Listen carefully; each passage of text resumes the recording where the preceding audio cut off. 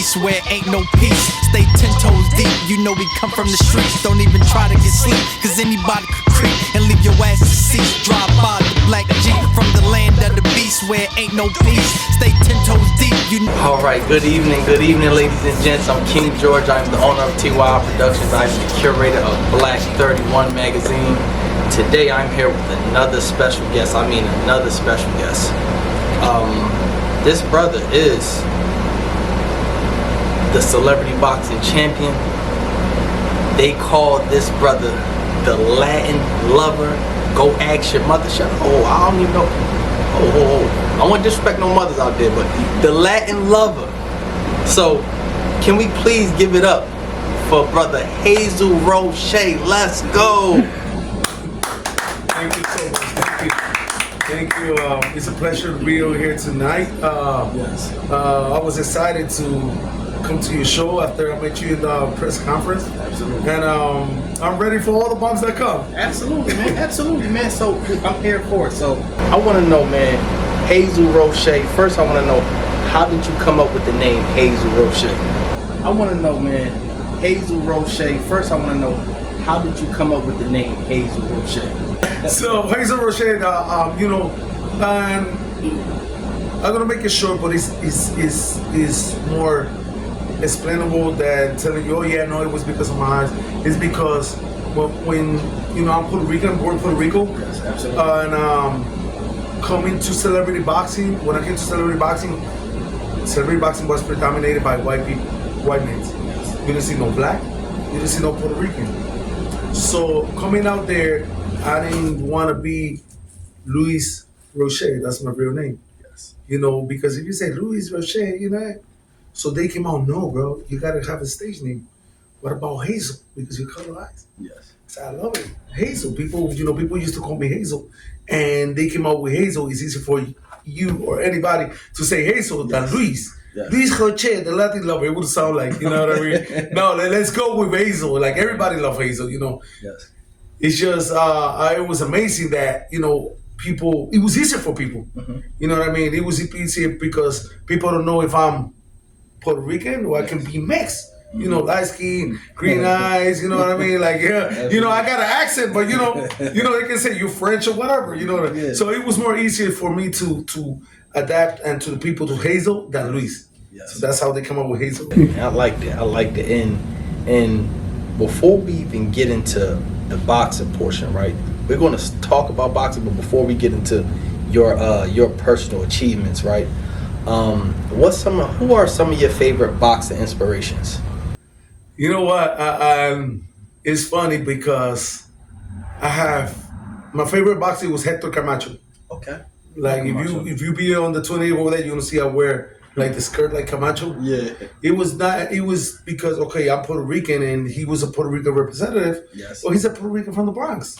Yes. You understand that he don't even speak Spanish. Like he's his English, but he always represent his culture. He always represent Puerto Rico. Yes. He was a flashy guy. So the Latin lover is just a mix of Hector Camacho, like the Latin lover with the females, flashy. Even if you bring me, I'm pretty to you. I don't care. Yeah. I'm gonna live tonight with the ladies. I'm gonna be happy. I don't care. So that's the Latin lover. The Latin lover is a person who cares about people, just like Camacho. Yes. He's a cocky on his own way. Yes. Not a cocky to hurt nobody. He's just unconfident. I'm the Latin lover. That's your mother. Absolutely. So he came out. Camacho definitely was one of my influencers. And whether you believe it or not, everybody said, "Yo, the greatest of all time." It was Muhammad Ali, and me and Muhammad Ali's ex-wife, the mother of his kid, Khalil Ali. She called me my mother. Yes. Me and her is like really close, but Yes. my all the inspiration that I think was the greatest boxer, whether you believe it or not, it was Bernard Hopkins. Yes. Nobody, I don't care what nobody say. Bernard Hopkins beat everybody in his era and out of his era.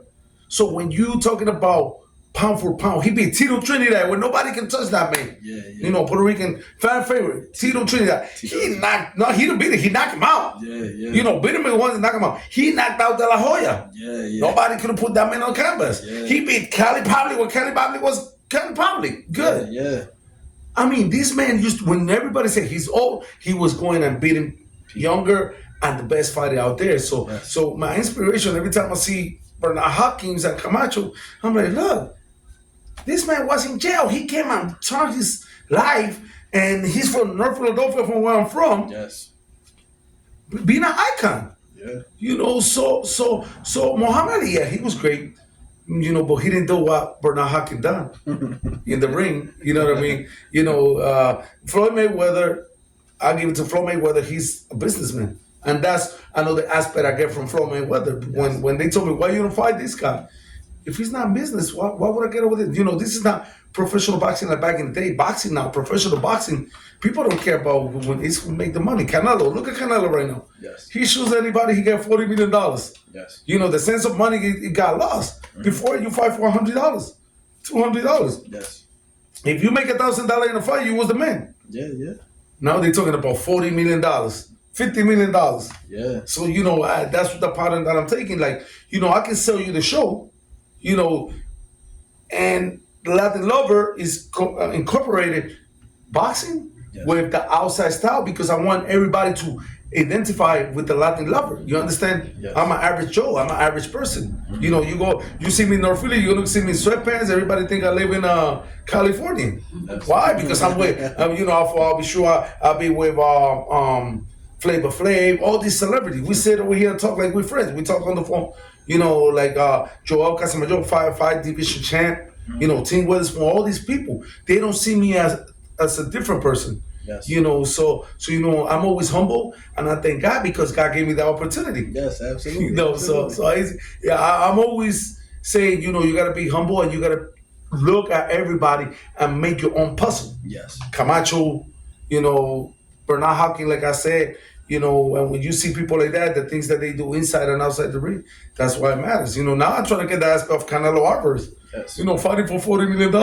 Yeah. Absolutely. You know, I mean, absolutely. You know, anybody would love that. Absolutely. Doesn't so. That's the aspect of the Latin love. The Latin love is a mix of everybody. I like that. That's special, man. That's special. Thank you. And when did you obtain the celebrity boxing championship, and how long have you been champ? So I actually got 2 belts. One is not over here. This belt is a new one. This one represent every celebrity that I fought. Yes. And this is now the fighter. I got 14 fights. This is the celebrities that I fought. Yes. And then I have the pound for pound. Okay. So I got the title in 2019. Okay. The heavyweight champ. Okay. I've been champ in the heavyweight division for 5 years, going to 6 years. Okay. And then in 2020, I won the pound for pound as the best celebrity boxer. That's what I'm talking about. So when that happened, after that was when they opened the doors. Everybody want to fight Hazel. Okay. And I, you know, as we have a discussion early, there's a gentleman out there calling me out. He want to fight me. Mm-hmm. And, you know, I don't blame him. You know, if you know I got the bag and I can give you the bag, you're going to fight me, right? Mm-hmm. Why would you want to fight Joe Dirt when you can fight Hazel and make the money? Yeah, absolutely. You know, even if you don't get the money, you beat Joe, you beat Hazel, your name is going to be out there. Absolutely. You understand? Because I already did my career, you know, from movies to being in show. I was in Jerry Springer. I don't know if you know that. No. Oh, man, you gotta see. Oh, man, you gotta see. I was in Jerry Springer, yeah. Yeah, that's so I was in Jerry Springer with Judge Jerry. Okay. That was the last episode before he died.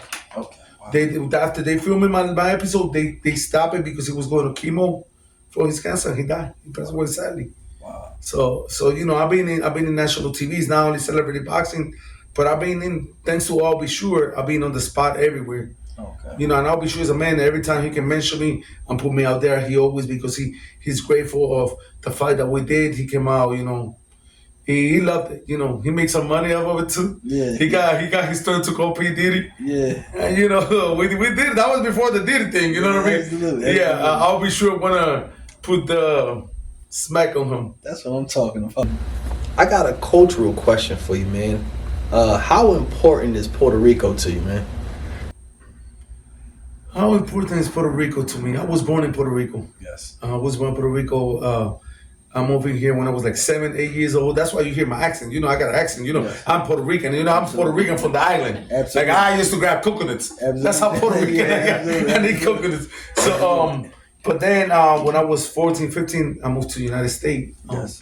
based that in Puerto Rico, it was a lot of murders. It was something like Philly. You know, we didn't change no difference. We came from a war zone, took him to another war zone. Yes. But you know, at the time in the that was in 2000. No, I'm sorry, in the 90s, mid 90s. You know, Philly wasn't as bad as we see it for the past couple of years. But you know, I love being Puerto Rican. You know, being Puerto Rican is just having the best of two worlds. Yes. You know, we are a mix of Africans, Yes.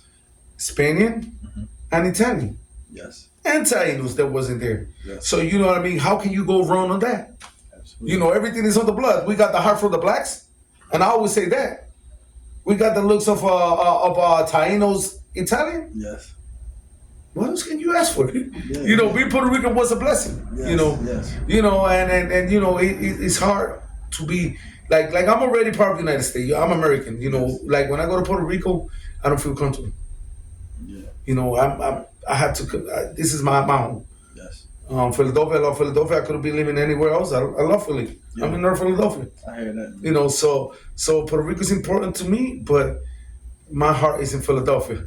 In Philadelphia. Now you know in Philadelphia. So that with that, you know how much love I got for the outside, you know, Yes. of Puerto Rico. Yeah. Now, your love grew for Philadelphia that much over the years? You know what?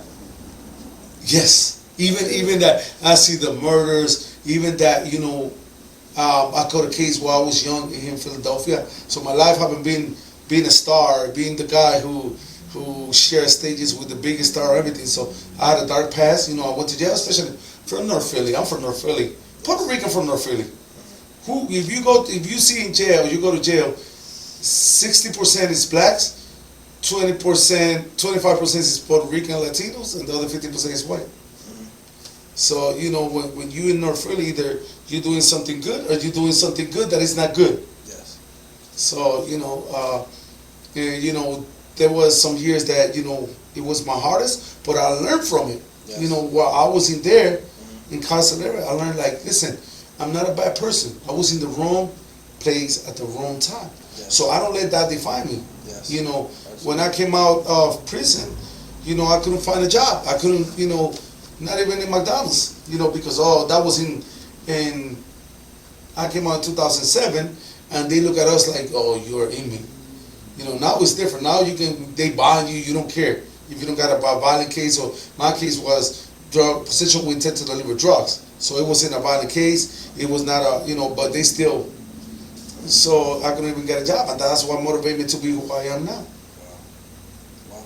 So I consider myself. Every time I go, I don't consider myself a superstar. I consider myself a people's champ. Yes. Because I want everybody to understand. Listen, if I did it, I came from like this is not my town. I came from Puerto Rico. Mm-hmm. Because if you're Puerto Rican born here, Yes. you are just from here.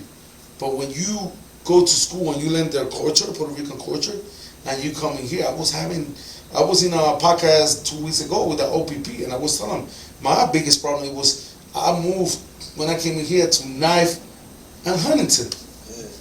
all black. Yeah. I go up there, I don't know no English, so every time I talk, I was getting beat up by black kids. Yeah. Talk English. Talk English. How do you want me to talk English when I don't know English? Yeah. So I used to get beat up. I used to run to my house. You know, and it was hard because, you know, what else I can do? And, you know, with times, you know, I understand that, you know, when you go to a place, you gotta adapt. You know what I mean? You cannot come to a place, you cannot move to a white neighborhood and trying to be black. If you move to a white neighborhood, you gotta be as white as them. If a white man moves to a black neighborhood, you gotta fit with them. You cannot come with you and try to be, you know, who you want to be. Absolutely. You know, if I'm in a podcast, it's a black-owned podcast. I gotta be blacker than you. I gotta show my black side. You feel me? Absolutely. Absolutely. You understand that? If I go to a white podcast, I'm gonna be like Donald Trump. You know, so and you gotta understand, people love you for who you are. I'm not trying to be nobody. I'm trying to be who I am. And if in me comes out that I want to be this person, this is who I'm gonna be. Regardless, I'm still gonna be Hazel, the person who care for everybody, Yes. the person that want to see you do good. Yes. You understand? I don't see. I've been in podcasts that 2 million subscriber. You know what I mean? I've been in radio shows, like Big iHeartRadio and everything. I don't see no difference sitting in here than sitting in there. You know what? Sometimes I feel bad sitting in them places because I feel like I belong to here, not there. But if that's my job, I gotta go over there and I gotta be, I gotta be, I gotta be more patriot than Donald Trump. You know what I mean? So it is what it is, and I always say, you know what I mean. That's what take you far.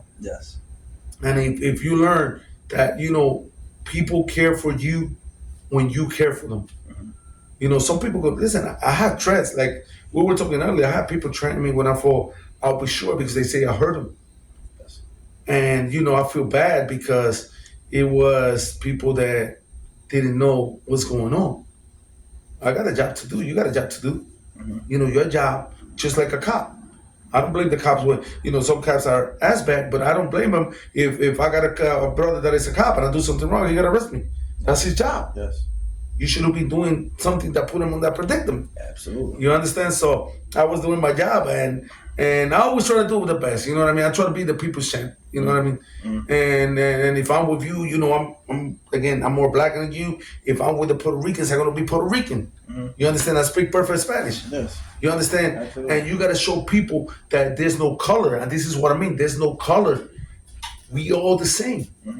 I don't care. When you start looking at people with color, that's when you start underestimate. You want to be bigger than him. Oh no, and that's why I always say when people challenge me, I don't like to sound cocky or you're not in my level, but I put the work. You understand? And when you put the work, you gotta you gotta enjoy what you deserve, the earning. Absolutely. I think, because it do make sense. People want to divide us. And we all won. Absolutely. You understand? And I tell everybody, listen, I cannot go to your neighborhood and try to be Puerto Rican. They, I'm Puerto Rican from CV. My accent tell you everything. So why you want to make it somebody to listen? You are like me. You know what I mean? Like we talking like I always say I change my speech. Like when I talk to the weapons, yo, what's up, dude? What's up? Yeah, what's up, bro? You have to. And people like that. It's not that I want to perpetrate somebody. I want to let you know that, listen, I'm just like you. There's no different. Absolutely. You know what I mean? When I'm talking to a Puerto Rican from Puerto Rico, we have different speech. I'd be like, yo, dime lo que hay, puñeta, cabrón. They be like, yo, he's real Puerto Rican. Listen, I don't, I was 14 when I came from Puerto Rico. But it's the culture, and this is how you show love to people. You show love to people, show him that I'm like you. Absolutely. I'm not no bigger than you. I'm not no better than you. We are the same. That's true. And what was one of your favorite fights that you had so far? You know what? Me and Shayla was talking about that early. And would you mean favorite? Yeah. The more fun? Or my best fight? Both. Like your best fight that you feel was your best fight, and then just your funnest fight that you had the most fun in. Okay, so my best fight. Okay, so before I went to my celebrity status, I fought like 7, 8. I was like 8-0, was 10-0. And the funnest one I gotta say was Tim Weatherspoon. Okay. Imagine you, an example. You do your podcast, you got your platform, but out of nowhere they tell you, hey, listen, pack your stuff. You're gonna be in Jimmy Kimmel's show. You're gonna host the show. How you gonna feel? Wow. Hosting the show. You understand? Absolutely. You're gonna be like, what? I'm gonna host the show. Example, Jimmy Kimmel or Saturday, let's say Soul Train. Yeah. You're gonna host Soul Train. How you gonna be like? This happened to me. Yeah, absolutely. I'm gonna fight Team Witherspoon. That Team Witherspoon, the 2-time world heavyweight champ, that fought the train with Muhammad Ali, fought train with Tyson. He fought all these big teams. He put the name of Philadelphia. I was happy than a Kensington prostitute on the first of the month. And you know how happy they get when they get the Social Security check. That's how happy I was. Yes. And I was like, let me not get happy because this might not happen. And when it happens, they say, you're going to be on the undercard pay-per-view of Lamar Odom and Carter. So I'm like, whoa. I'm gonna be on the card. I don't care as long as. And then they from being that we went to co-main event. Yes. What? Co-main event is the biggest event in celebrity boxing. I mean, celebrity boxing haven't been this bad. So the main event was Lamar Odom and Carter. Then it was a big grudge match, and we agreed. Listen, we don't care. They were the co-main event. It was Cisco Rosado and Peter Guns from Love and Hip Hop. And then it was Tim Witherspoon and Hazel Roche. Oh, wow. And you know what I mean? It was Coco from Coco and the Nice Tea. And we were so many celebrities that when I walk in the ring, I couldn't even look at people's face. Because I'm like, am I really in this with the two-time world heavyweight champ? Wow. Did I really make, and Shayla know because she was with me to the start how we always fight, but it was nobody. It was no celebrities. It was celebrities, but we were nobody. And out of nowhere, they said, boom, this is your big shot. Go out there. And I was like, you know what? They was going to whoop my behind. So I'm excited, but I'm scared too. Yeah. I didn't want to look bad. And, it came to a good turnout where me and Tim Witherspoon did a great fight. He loved me. I talk all the time. And, that was my fun fight. That was what put me out there for everybody to know who I was. Okay. My best fight? Yeah, best fight. Against the Satman. Okay. WWE Satman. You know who's the Satman? Talking about Big Sat. No, Sandman, Oh, the wrestler. Sandman. Oh, the one that used to Sandman. come with the beer. Yes, And then he used to heat himself a plate. He come with a candlestick. Yes. So after Tim Witherspoon, and I'm going to tell you this, I was in a little depression because I lost the fight with Tim Witherspoon. A split decision, which one just saw winning Tim Witherspoon, the other one saw me winning. And, I was depressed, and they would say, yo, I got you a fight so you can redeem yourself. So we were with the Sandman. I said, the Sandman WWE? Come on, now you play. You're not going to put me with another celebrity. Now. And, we went up there, and I knocked him out in the second round. Like, I sent it to retirement. He didn't fight, but he said, I retired. I'm not doing that. I went in the second round. So that's when the glory, everybody want a piece of that line. Like, oh, you be the Sandman, blah, blah, blah. I fought another fight with Sam Bregman. I think Sam Bregman. I won 2. And then my big fight, it was with I'll Be Sure. Yes. When they tell me you're going to fight I'll Be Sure, say, David, I know you gave me those fights, but you're playing. You're not going to put me I'll Be Sure. I'll Be Sure could fight anybody. R. Kelly, if he goes in the street, P. Diddy, anybody. Yeah. I'll Be Sure is a legend. And he was like, hey, so we're going to do it. I'll Be Sure want to talk to you. Hello? Yo, is this I'll Be Sure for real? Is you the I'll Be Sure night and day? Yes. Yeah, bro. Yo, we're gonna do it. Yes, Hazel. Get ready because you're coming to California. And that was my life. I traveled to California, to Miami. We did the press conference. It was an honor being out there. That's when I met I met Khalil Ali before on the Sam Bregman. But I met Benzino. Like, I can show you all the things. All these people love me. They like, listen, Hazel, you just know how to do what you do, man. Like, people love you. They can hate you. Even I'll Be Sure people, they love me. Roy Jones Jr., they like Hazel. They call me all the time. Hazel, you okay? You fighting?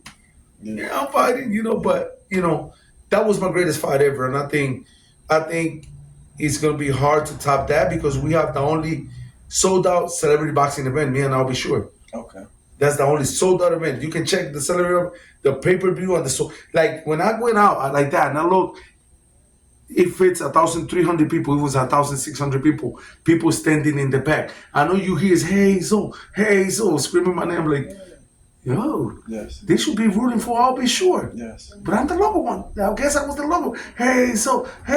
So it makes me proud just walking to the ring, yes. Like But I know I got to do a job. I got to go over there and do a job. Mm-hmm. And, a lot of people was like, you are a hero. Yes. You went over there with a legend.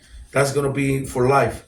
Yes. In the history, when this man hopefully don't pass away, given 30 years of life, they're going to say, who was the guy who fought I'll Be Sure? That was Hazel. Everybody does a lot and love her. Absolutely. So it was a great thing. All them 3 fights, not taking from the Supreme fight, Me and Yes. Supreme have. Yes. I love Supreme. Supreme is my brother. Yes. And we always joking around in Facebook.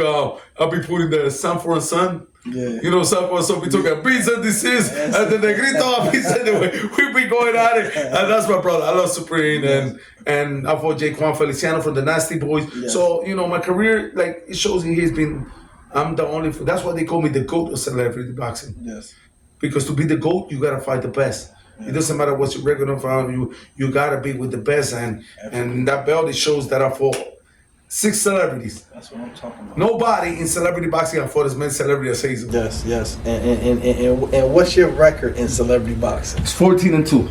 Okay. 14-2 on 1. I got a draw with Big Supreme. Okay. I hear that, man. 14-2. That's what I'm talking about. That's an excellent record. And besides celebrity boxing, what else don't we know about Hazel Roche? Okay, before celebrity boxing, Hazel Roche was an actor. Okay. I was a model. I used to do modeling for like magazines like X Large, I think it was. Okay. This was a magazine. It was real. I came out in like 2 edition. I used to work in movies. I came out in Creed as an extra. But then I work in, I don't know if you know the channel ID Discovery. Yeah. I'm like in 4 series as a main character. Oh wow. It's called The Killer Closer. I was in what was the other one? The Killer Closer, Kemper on Kemper. Okay. I was in Kemper on Kemper. So I used to be in movies and shows. Okay. Also, I was in the Jerry Springer show. Yes. George Jerry, go and check it out. It's called I'm a Lover and a Fighter. And what else? I did so many things, and but I stopped for a little, and now I'm back. Yes. That's why I came back to celebrity boxing, Yes. because I stopped. I had a pause for a year, and most of the guys that came in think, I just leave you over there for a second, chill out. The Latin lover is coming back, Yes. and if you go to an event, you're gonna see how people love me. People react to me because I'm not in there for me. Yes. I'm in there to entertain you. A lot of people don't understand. This is the Latin lover. The ladies love him, the men's envy him, right? When the show is over, I'm just Louis. I hear that. When the cameras is over, I'm just Louis. Yeah. I'm over there to entertain you, to give you a good time while you're in there. Yes. I want you to be me. When I get over there, I want you to identify yourself as the Latin lover. You know what I mean? I'm the one that when the fight's over, I go and say hi to everybody. Doesn't matter if I'm the main show over there. Yes. You gotta come and show people love. Yes. Listen, so if I do it, I can do it. A lot of kids look up to me, like grown people. A lot of people hate me.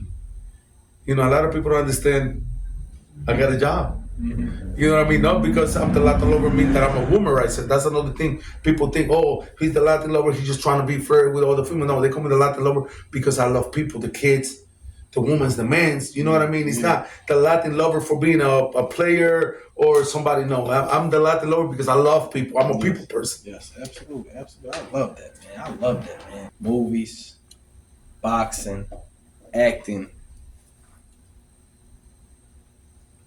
What do you feel is your best attribute? My personality.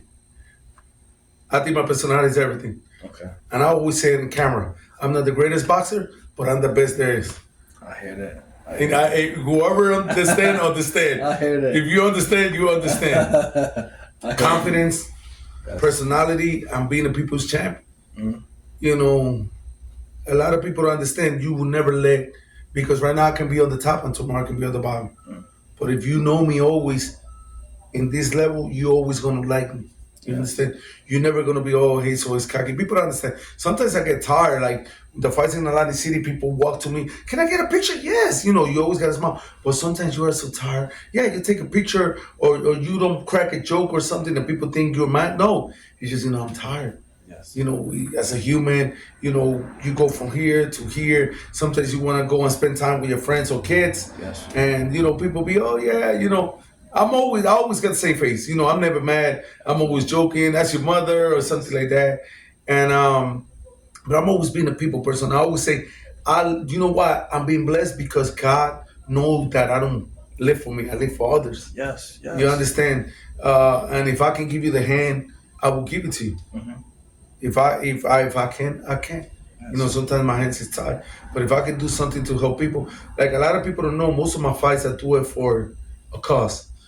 And it's sad that this is what I'm gonna say, but my fight with I'll be sure not that my fight with the sad man, I'll be sure who was it? With I'll be sure. I did the fight. If you see the fight, I had the pretty pink ribbons, everything. I was still gonna do it for a lady that have cancer. Yes. And she needed support, she needed money. So I gave her part of my purse to was hers. And I record a video. It was Kimbo Slice was fighting that night. He was the fight before mine. Kimbo Slice. When Kimbo Slice is walking to the ring, I receive a phone call. Hey, Hazel here, I gotta call. I forgot her name. She passed away. You know, that broke my heart Yeah. because she didn't got to see me perform for her. Yes. You understand? And that could have happened to anybody. Could be a relative of yours. And you know what I mean? I was hoping she could at least see Hazel went out there and, you know, and perform for me and then pass away. She passed away like 20 minutes before my fight. Oh wow. And they, you know, I was really sad when I walk in, but I know I gotta look good because his family, with her family, was watching still. Yes. And you know, see me coming out with a shirt with her picture, the pink ribbon, and everything. So you know, my fights always got a meaning. I heard that. You know, and it's not about me. I always say it's not about me. Every time I fight over, it's about somebody else that is needed. Yes. Somebody that need to be here, like the soldiers. When I did with Supreme, I did it for the soldier, Wounded Warrior. You know, the people go over there and do give their life for us. Yes. You know what I mean? Because thanks to us, we are free. Mm-hmm. And you know, some people don't recognize them. So that's what I do. When I get the chance, let's do it for somebody that deserve it. Yes. You understand? And God always bless me. Like I say, Absolutely. if you bless, you bless. And you know, I'm in here because I've been blessed. Yes. Yes. Yes. Absolutely. Absolutely. A question that I always ask, right? But besides me just always asking this question, I just want to know, considering that you are from Philadelphia, from North Philly, right? How do you feel about all the gun violence that's taking place and surrounding our inner cities with the inner city young youth? You know, talking about that, you know, a 13-year-old girl got killed Yes. yesterday, and Yes. that breaks my heart. Yes. And you know, me and I'm gonna say this, and a lot of people don't know. Me and what's his name? We were gonna do a fight, and I was wrong. I didn't took the fight because what's his name? You know, the guy that sing "I got two phones." I forgot his name. Black guy that sing "I got two phones, one for the gun."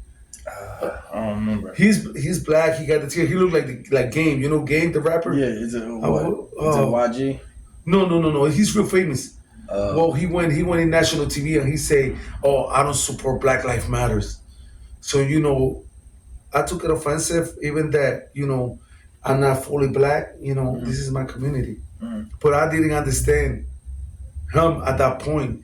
And we were gonna have a fight, and I didn't want to do it because I say, "Look, I got many black friends that they would like me to pass."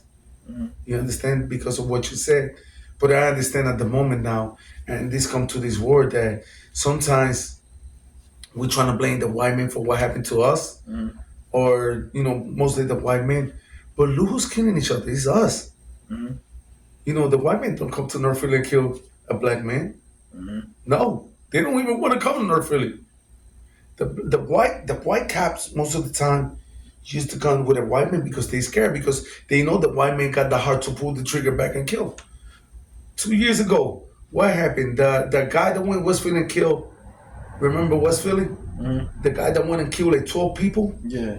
running around with a gun shooting at innocent people. Yeah. That was a black man. Yeah. That wasn't a white man. You know what I mean? So at the moment, I know that we are the one killing each other, and we gotta stop that. What I mean, we because I'm from here. Yeah. I consider myself black, just like I consider myself white. And you know what? back in the day, I feel it was more racist towards Puerto Rican because we feel the black men don't hate, the black men hate when they don't understand them, and I can understand that, and the white men too. So we were in the middle of getting punched by both sides. You understand? Yeah. But when that happened, I was like, man, why would you say something like that you don't support Black Lives Matter when they killed George Floyd? Yeah. Innocent man. I mean, why? But now I understand after I spoke to him is that we cannot go and point at other people for our fault. North Philadelphia. When you see a white man doing a killing, he doing a mass shooting. It's because he's tired of being abused. You understand? He's tired of being abused. He's scared. A white man is scared of the black man. And this is a fact. I'm not talking out of my mouth. They scared of black people. They don't want to come to the neighborhood. Oh, well, first thing they say, oh, we're not going to North Philly, we're going to get robbed. It's true. I'm from here. That's what we used to do when we were young. So Philadelphia is the city of brotherly love. And, not every black man is a criminal. Not every black man is a saint. You know what I mean? We all got to mix, just like Puerto Ricans, just like whites. You know what I mean? And we cannot judge one to another. But I think in order for us to fix this, we got to start in our own. Yes. You understand? We got to teach our kids, listen, he's your brother. He's not your enemy. Yes. Not because he's making $20 more than you, that gives you the right to go and take him from him. Because that's what we do. If you make money, we're trying to take it for you. There you go. Let's go back to what you was talking with Supreme. Tupac, Biggie. That wasn't a white man killing it. That was the one black man. Why do you got to make a war east and west? We all the same. Why? When something pops out, if we want to fight, we got to fight Koreans. If a war comes, that's our enemy. Muhammad Ali said it perfect. My enemy is not the Chin Cha. My enemy is United States that want to put me to jail. Yeah. You want to put me to jail because I don't want to go and kill somebody that is not doing nothing to me. Yeah. And until we learn, until we go into the courts and say, listen, you got to stop pinpointing that this man do this. You got to do right by you because you know what? You're the one who killed my daughter right now, a 13-year-old. You know how sad is that? Heartbreaking. I got 29 years old and I got 23-year-old. Yeah. You know how breaking it is to you to come and say, my daughter got shot. And all you hear in the news, it was in a black neighborhood, we saw some black kids. That's what they say. Black kids coming around. How are we going to change this? How we can change this? We got to change it in our own. You know how many people die in North Philadelphia every day? Yeah. Innocent people. Not. You know how many grandmas have died? And you know what? We're still blaming the wrong person.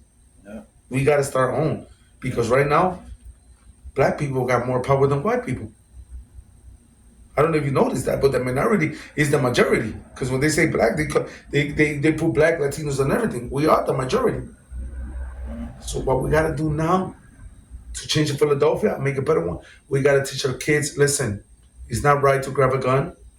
It's not right to grab, whatever this man is making because this man is working hard to get his thing. You know how many times they stole my car in here? Every time I got a Dodge. I like sport cars. I went to Puerto Rico. When I came back, I got a Dodge Durango. It was stolen. You know where they found it? Where? Germantown Avenue. Wow. And I was like, listen, I'm not mad because you know what I mean? They got to do what they got to do. They hustling. But it is what it is. The crime is within us. It's not nobody from the outside. It's not the Russians. Yes. It's not the Chinese. It's us. Yes. And that's one thing I always say. I always want to, every time I see it from now, I want to see people stop blaming other and let's do it our own. Yes. We can stop this. We can stop the madness in Philadelphia. Yes. Kensington. We can stop that. They don't want to. It's true. The government don't want to. You don't think they can say, listen, all these drug addicts and everything, y'all gonna be out of here and you're not coming back or we lock you up. They don't care. They move it to make it look for the news, then they let them back. That's how they make the money. Wow. Just like the sugar. The sugar is the addiction bigger in the world. It's not drugs. Sugar is what you die. When you get diabetes, it's sugar in your blood. When you get sugar in your tooth, that's cavity. And when you get sugar in your brain, that's Alzheimer. So why didn't call it sugar? Why they gotta put? Because there's a business. They don't want to cure you. They want you to keep eating, and so that way you can go to temple and you die in temple. So but again, it's something that I always give people to think. And I used to be like that. I used to blame for my downfall other people. No, when I go down, it's because I want to. You cannot put me down. You can try. If you know who you are, you can't. I'm not gonna be mad because a black man stole my car. What's the difference? A white man could do a Puerto Rican. You know what I mean? Why am I gonna be mad at black people because a black man stole my car? Maybe that man was in need. You never thought like that? You know what I mean? My heart told me, yeah, I'm mad because I work hard, but maybe that man stole it because he needs to feed his kid. Maybe the environment that he grew up, it was in the environment of, what can I say? We got a stupid president, Biden, that say that white kids, when you got a stupid president like that, pardon my language, that say that white kids are smarter than black kids, and it's on the news. What can you expect? If your president, your leader is stupid, I'm gonna say something like that. But the white kids in the suburb are smarter than black kids. Yeah, that's crazy. You understand? So unless we go and change this and tell them, listen, stop looking at us like we are a race. Yes. Look at me like I'm a human being. I walk, I talk, I do everything you do. Absolutely. We got different beliefs. That's okay. We are our own character, but I'm not different than you. Right now Mayweather he's a billionaire, and I'm a poor man. What makes me different than Mayweather? I can jump in my car. What can he eat that I can eat? What, lobster? I can go and eat a lobster. What's the difference? No difference. There's no difference. The difference is when you put it in your mind. So if you wanna, and I always say this before I got to the top to celebrity boxing, I always say, there's nobody over there that is bigger than me. And I gotta make a point so the next man that comes knows if Hazel did it with limited boxing talent, I can do it. Absolutely. So that was Absolutely. That's what I'm talking about. That's what I'm talking about. Dang, that's what I'm talking about. And the last question before we wrap up. What advice do you have for the young striving boxer that's trying to be on the uprise in the boxing world, whether it's professionally or celebrity boxing? What advice do you have for the young boxer? I always tell them discipline.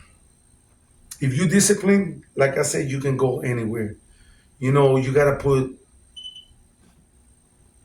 bad influence to the side. Most kids now, they want a pair of Jordans. They wanna look good to impress another kid. At the end of the day, you gotta impress your future life, not what you're living now. Yes. And having some Jordan don't make you bigger than the other one. That's what your father told you. My father showed me you're gonna wear $10 sandals. You're gonna wear. You remember the sneakers that you go like from Payless? Yeah. I used to go to school with Payless shoes. Payless shoes, and I was like, I was happy. I used to wear bubbles. Yeah. You remember the bubbles? Because $1.99 bubbles. This is this is all I used to wear. Yeah. And look at me. How do I make it from wear $1.99 sneakers from coming from? I don't want to say poor because my father always gave me everything that we could handle. We wasn't middle class, nothing, but I always have, a place to sleep. My dad always take me to school. But how did I came from being that to be a person that the society don't like because I went to jail, to be on top of the pay-per-view of celebrity boxing, and everything was because I disciplined myself. I know bars is no good for me. Clubs is no good for me. Hangout is not good for me. I know my thing was work, and at the end it's gonna pay off. So I always tell the kids focus. If I did it with limited talent, you can do it with talent. You can be, you can be on the top. Yes.